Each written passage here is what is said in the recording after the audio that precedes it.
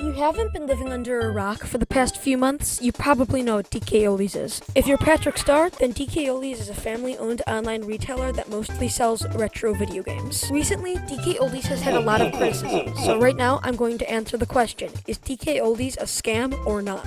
First, let's talk about what DKOldies is.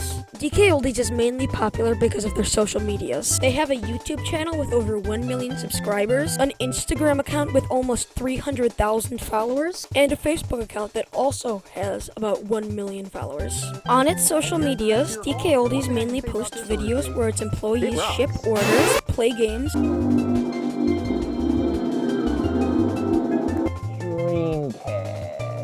and do whatever this is.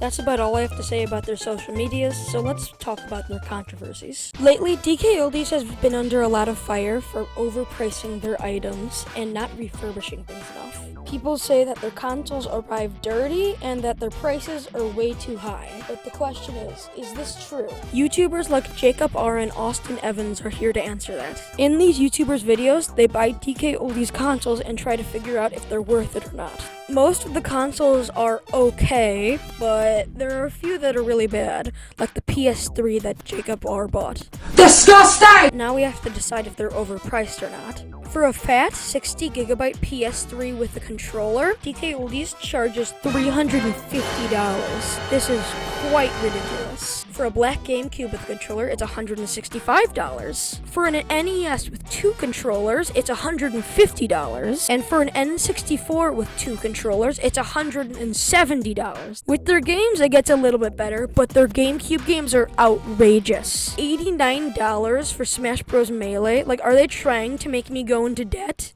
So, their prices are really high, but are these justified by how much they pay for their games? All modern retro game stores work by buying retro products from people, usually refurbishing those consoles, and then selling them for a higher price than what they bought them for. Maybe DKOldies has such high prices because they give people lots of money for their old stuff. So I went to DKOldies' website to see how much they buy retro stuff for. They'll buy a reverse-compatible PS3 from you for $150. That's an okay amount of money, but it doesn't justify their insane prices. The rest of their listings for how much they buy things for follow a similar pattern, so let's move on to their explanation for their high prices. DKOldies once explained that the reason that their prices are so high right now is that they're in their slow time, and that when they're out of their slow time, they'll start selling things for less money. When things started blowing up for us just in the past few months, we had to go out to refill our supply. When we have to be buying like that, kind of in a frenzy, we'll wind up having to pay more for the items, which means we have to list them for more. So I used the Wayback Machine to go back in time and see if that's true.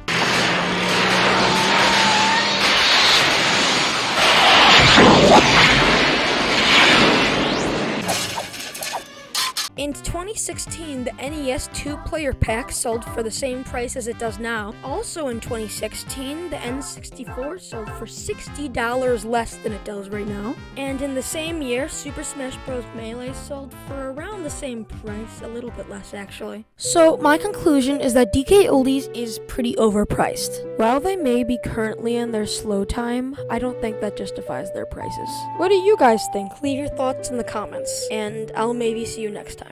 Bye.